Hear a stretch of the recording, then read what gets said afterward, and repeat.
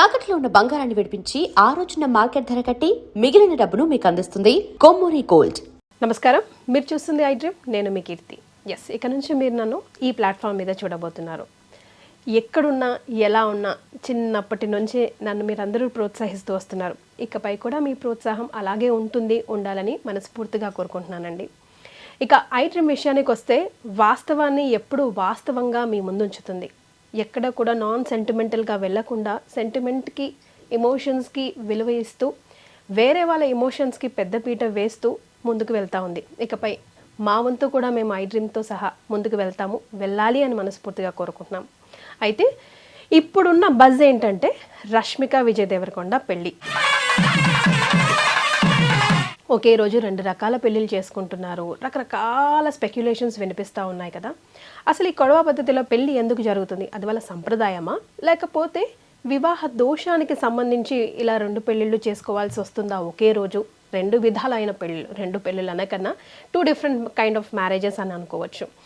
అసలు ఈ రకరకాల స్పెక్యులేషన్స్ ఉన్న ఈ తరుణంలో కరెక్ట్గా సమాధానం మనకి వీరికన్నా ఎక్కువగా ఎవ్వరూ చెప్పారండి.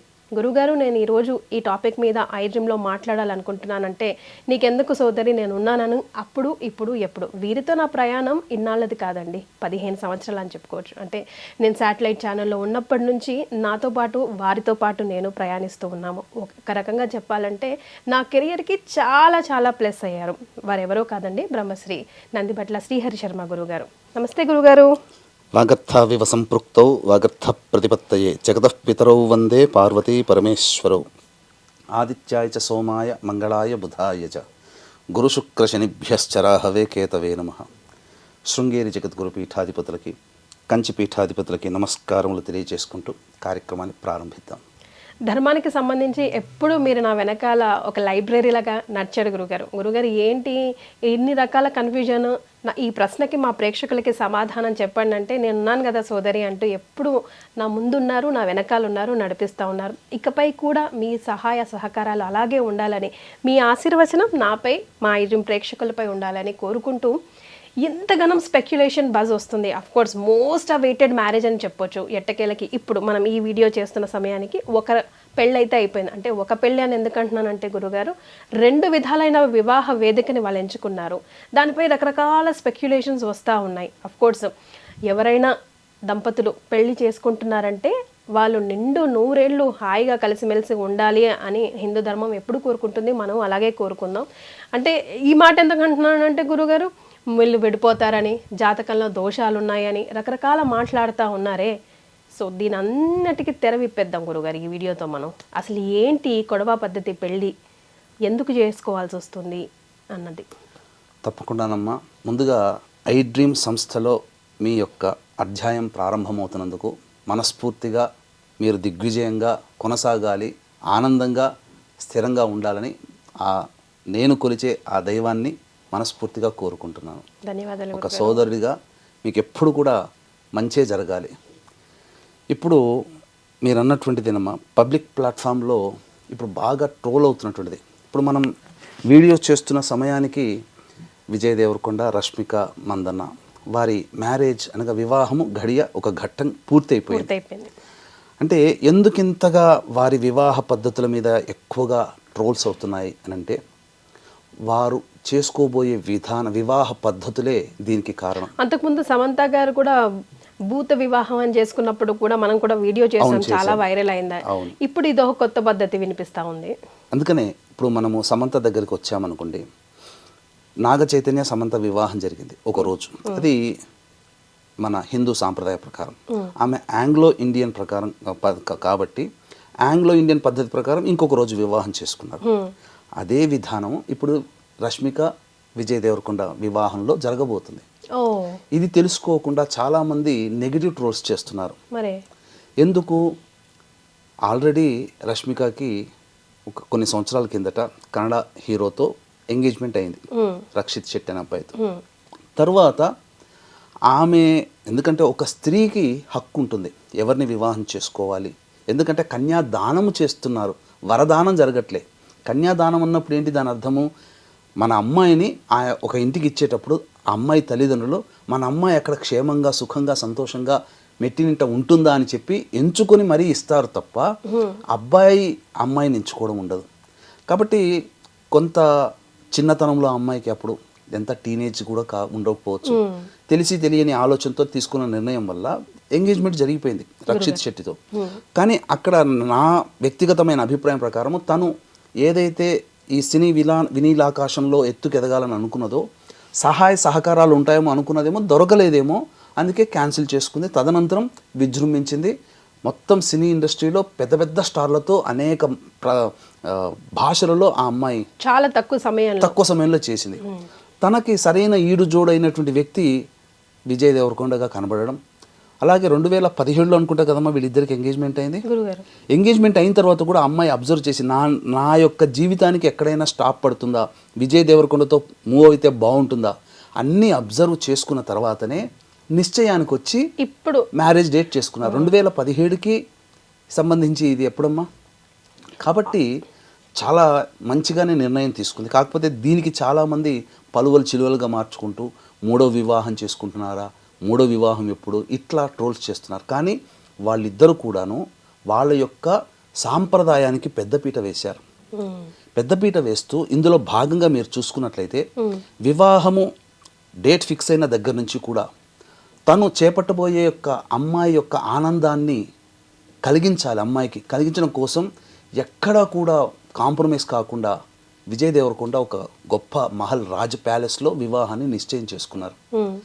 అన్నికి కూడా తన పట్టపు రాణి, ఒక ఎవరి జీవితంలో పేదవాడైనా కానీ వివాహం చేసుకుంటే ఆ పేదవాడి భార్య కూడా ఆయన ఆ రాజు అయినా ఆమె పట్టపు రాణి, రాజ్యానికి ఆయన రాజు అయితే భార్య రాణి అంతే. ఇక్కడ ధనము అనేటువంటిది కాదమ్మా.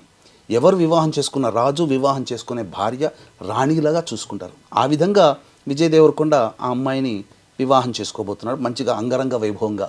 ఇందులో మెచ్చుకోదగినటువంటిది ఏంటంటేనమ్మా, వివాహ విషయంలో సెల్ ఫోన్స్ అనేటువంటి లేవు, నాట్ అలౌడ్. మీకు అంతా ఒక చోట భద్రంగా పెడతాం అంటే దీని అర్థాన్ని నెగిటివ్ యాటిట్యూడ్లో ఎలా చూపించారనంటే తల పొగరు, వీళ్ళకి ఎవరు సెల్ ఫోన్ తీసుకోకూడదు, వీళ్ళ దగ్గర ఎవరు కూడాను సెల్ ఫోన్ చూసుకోకూడదు, వ్యక్తిగతమైన స్వేచ్ఛ లేదు. కానీ పాజిటివ్ ఒకటి చెప్పమంటారమ్మా, అతను విజయ్ దేవరకొండ నిర్ణయం చాలా సబబ్ అని చెప్పవచ్చు, హర్షాతిరేకంగా మనం యాక్సెప్ట్ చేయొచ్చు. ఎందుకనంటే ఒక వివాహం జరుగుతున్నంతసేపు వచ్చినటువంటి అతిథులందరూ కూడా ఇప్పుడు సెల్ ఫోన్ కర్ణయక్షిణి అంటారు, అది మొత్తం డిస్టర్బ్ చేస్తుంది. వాళ్ళ వైపు వివాహం జరుగుతుంటే వివాహంకి వచ్చిన వాళ్ళు వివాహం కోసం కాకుండా వ్యక్తిగతమైన మెసేజ్లు మాట్లాడుకుంటూ కూర్చుంటుంటే ఆ వివాహం చేసుకున్న దానికి విలువేముంటుంది. అందుకనే వచ్చిన అతిథులని కూడా గౌరవిస్తూ చక్కగా అందరినీ ఆహ్వానించి గౌరవిస్తూ వివాహం చేసుకుంటే అందరి అటెన్షన్ వాళ్ళ మీద ఉంటుంది, దంపతుల మీద. అంటే ఫొటోస్ ఎక్కడ వైరల్ అయిపోతాయేమో, పబ్లిక్ ఫిగర్ కదా, ఎందుకు వాళ్ళు వివాహం వాళ్ళు చేస్తున్నారు కదా, వీడియో రికార్డ్ చేస్తున్నారు కదా, ఫొటోస్ కూడా వస్తాయి కదా, ముందు వస్తాయి. ఒక వారం 10 రోజులు ఆగండి, మనమే అన్ని ప్రసార మాధ్యమాల్లో మనమే షేర్ చేసుకుంటాం. కానీ ఏదైతే వివాహం చేసుకుంటున్నాడో రష్మికతో వచ్చిన అతిథులందరి అటెన్షన్ ఉండడం వల్ల వచ్చిన వాళ్ళ అందరి మైండ్లో చిరకాలం గుర్తుండిపోతుంది, ఎంత బాగా చేసుకుని. ఎందుకంటే ప్రతి ఘట్టాన్ని వచ్చిన అతిథులందరూ ఆస్వాదిస్తారు, ఎవరు సెల్ ఫోన్లో ఉండవు, డిస్ట్రాక్షన్స్ ఉండవు. తర్వాత మనం ఇప్పుడు మాట్లాడుకునే సమయానికి హిందూ సనాతన సాంప్రదాయ పద్ధతిగా చక్కగా మన తెలుగు పద్ధతిగా వివాహం జరుగుతుంది.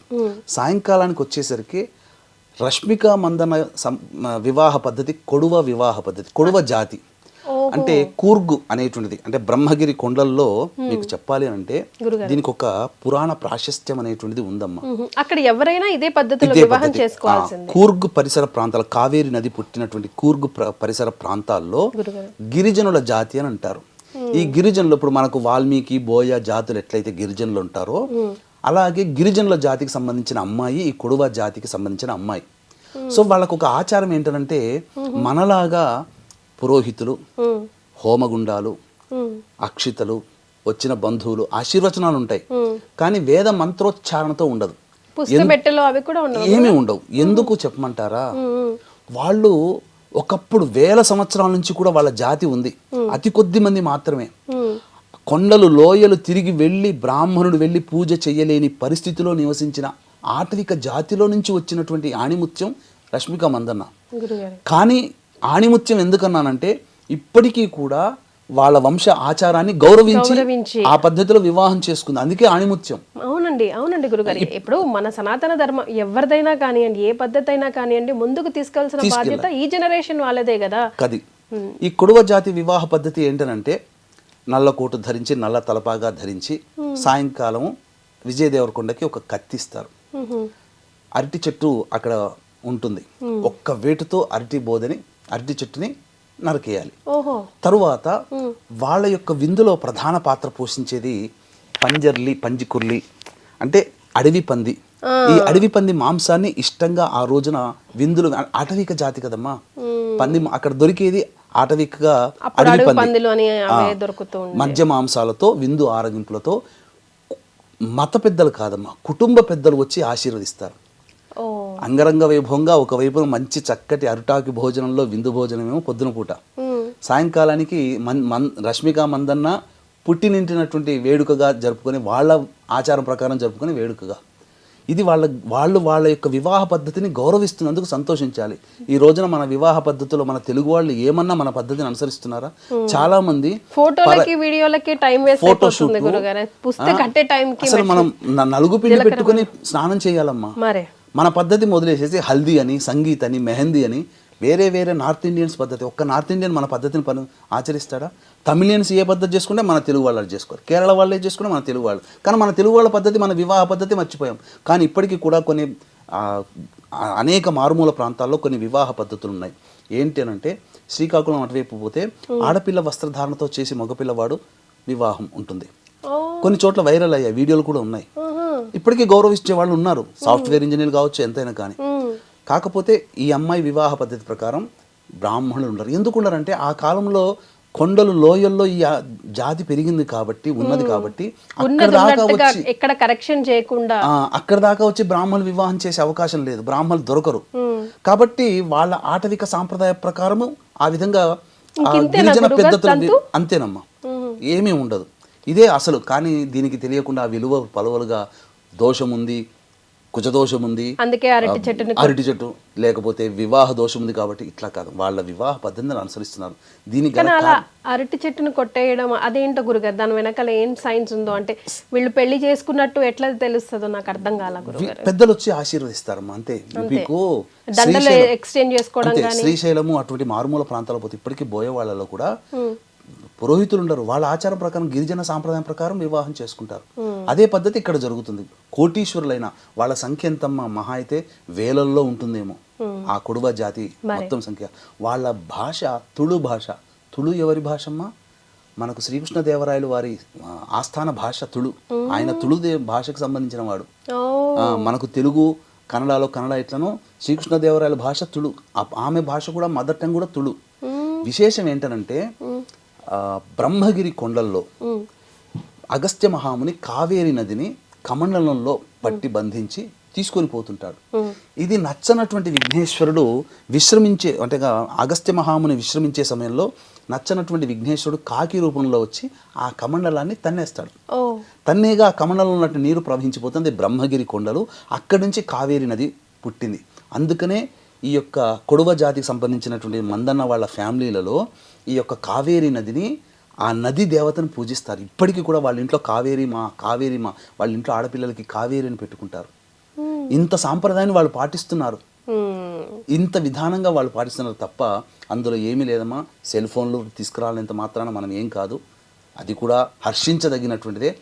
ఒక ఏ డిస్టర్బెన్స్, ఎటువంటి ఆలోచన లేకుండా మనము ఒక సినిమా చూసామంటే ఆ సినిమా మనకు 2-3 నెలల వరకు మన మైండ్లో ఉంటుందా లేదా?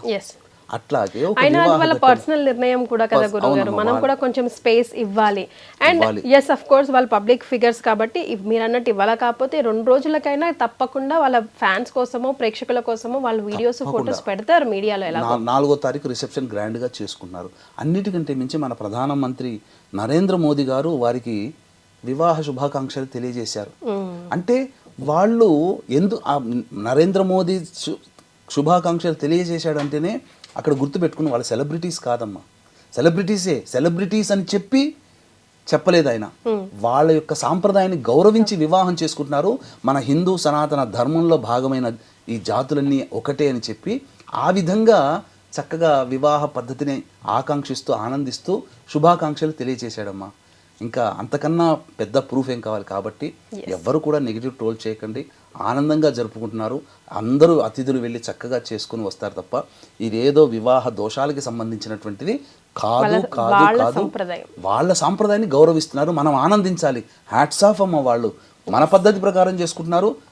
ఈ యొక్క సంబంధించినటువంటి తుళు సాంప్రదాయం ప్రకారంగా కొడువ జాతి సాంప్రదాయంగా అమ్మాయి ఒప్పించుకొని విజయ్ దేవరకొండ చేసుకున్నాడు. అంతకు మించి తన జీవితంలో వచ్చే పట్టపురాణిని ఆనందంగా స్వీకరిస్తున్నారు. ఆమె కోసం చిరకాలం ఆమె జీవితాంతం గుర్తుండిపోయే విధంగా ఒక గొప్ప వివాహ వేడుకను ఆ అమ్మాయి జీవితంలో అందించుతున్నాడు. ఆ అమ్మాయి కూడా తన గొప్ప వరుడిని ఎన్నుకున్న ఆనందంగా ఉంది. ఈ ఆనందం అతిశయ మధ్యలో గతంలో జరిగిపోయిన వాటిని పట్టుకొచ్చి ఒక శాడిజం భావాలతో కొంతమంది కామెంట్స్ పెడుతూ ఉంటే బాధ అనిపిస్తుంది. రక్షిత్ ఎంగేజ్మెంట్ క్యాన్సిల్ అయ్యింది, కాల్ ఆఫ్ అయింది, రకరకాలుగా మాట్లాడుతున్నారు. మనం మాట్లాడుకోవాల్సింది ఆ నెగిటివ్ ట్రోల్స్ చేయాల్సింది కాదు. సంప్రదాయాన్ని, తన సంప్రదాయాన్ని ఎక్కడైతే పుట్టి పెరిగిందో అంత స్టార్ సూపర్ స్టార్ అయినప్పటికీ కూడా ఆ సంప్రదాయాన్ని ప్రోత్సహిస్తూ తన ఫ్యామిలీకి ఒక ఎగ్జాంపుల్ గా నిలిచింది చూసారా.